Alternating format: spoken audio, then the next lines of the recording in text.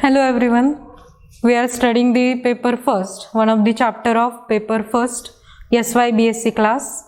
So last chapter in this syllabus is the errors in the data analysis, and now we are going to study the next point in this chapter. It is the minimization of the error. Which are the different types of the methods those are used to minimize the errors that will interfere in the data analysis or analytical method.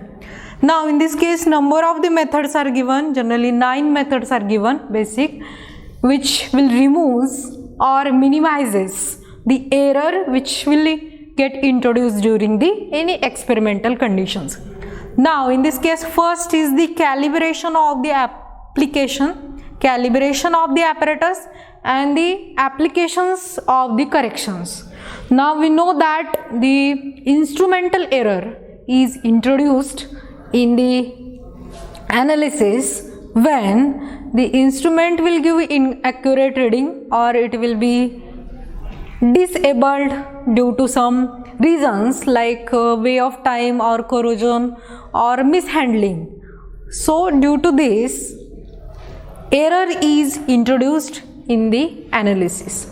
So in order to minimize this type of the errors, the calibration of the apparatus is very important, because after calibration all the difficulties related to the instrument will get removed, or apparatus which are used in the experiment. So after calibration, this type of the error will get minimized or it will get removed. So this is very important step or method. We can remove this basic method so that we can remove the maximum error during the analysis. Now in the second method, running a blank determination, it is the second method. Now in this case, when we are taking the reading on different types of the instrument, or we are carrying out the experiment or any reaction, in that due to presence of the impurities present in the reagents or the solvents that will interfere, in order to minimize this impurity, we can use the maximum amount of the standard solution so that the impurities can be eliminated or that can be avoided. So blank solution can be used in this case, or running blank, we can say that large amount of the standard compound can be used to take the reading of the corresponding experiment. So corresponding impurity, the error that will be generated due to the impurities, that can be easily removed by this method. Now third is the running a controlled determination.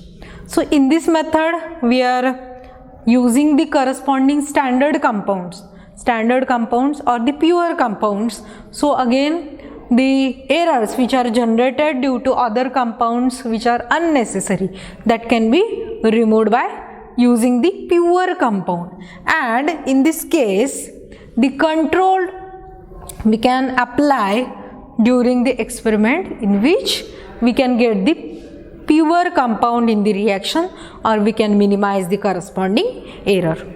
Next is the use of the independent method of the analysis. So we know that if we do using the particular method for the analysis, for example, iron second compound is there, and we are going to determine this iron from volumetric method as well as the gravimetric method. So if we want to determine the concentration of this iron, so we can apply the two methods. Instead of using the one method, we can apply the independent method, or we can apply the another method.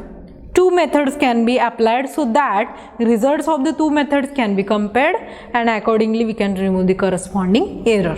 Then fifth one is the running a parallel determination. Again, we can carry out the experiment by using the similar type of the method from which the result is obtained, and this result it is compared with the standard data or the true values. So in that case, after comparison we will get the reliable results, and we can get the maximum precision and maximum accuracy. Next is the standard addition.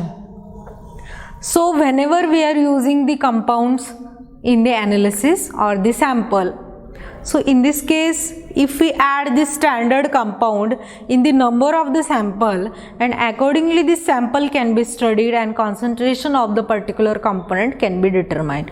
So use of this standard addition or the standard reference compound that can be applied in this case. Next is the internal standard methods.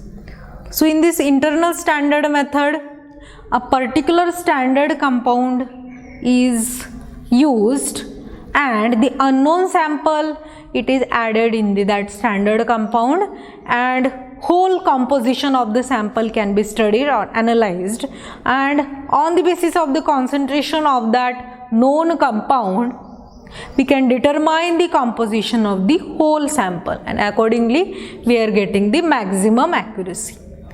Next is the amplification method.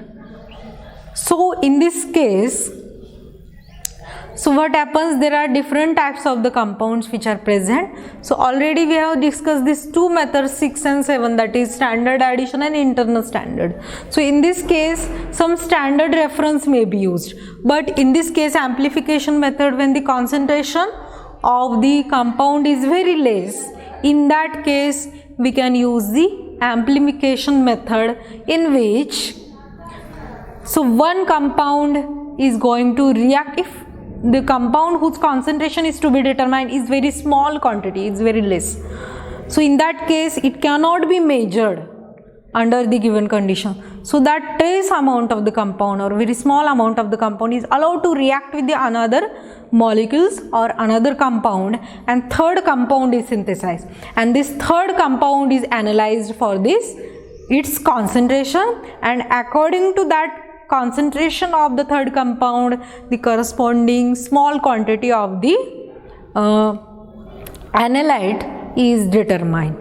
So amplification method is generally used for the small amount of the small quantity of the compound. So these are comparable methods, standard addition and internal standard.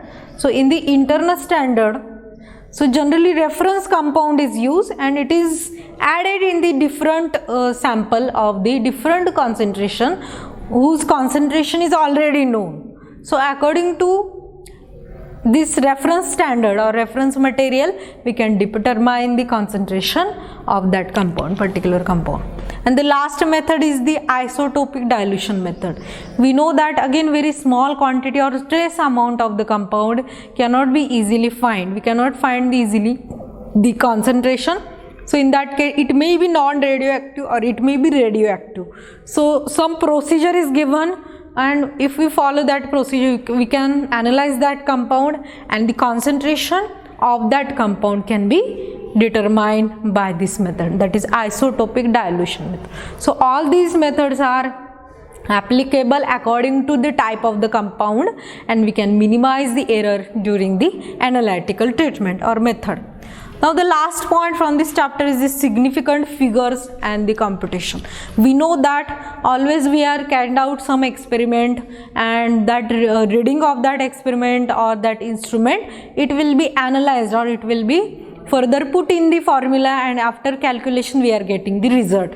So in this case, so significant figures are very important. In that case, these are the figures of the digital numbers that are essential to express the precision of the measurement or precision of the result. These are called as the significant figures. So if we consider the example 300, so in this case 300, it is the amount here, it may be a gram or milligram, and if we write this as 3 into 10 raised to 2, so if we write this, so 3 becomes the particular important digital figure for the given analysis or the significant figure.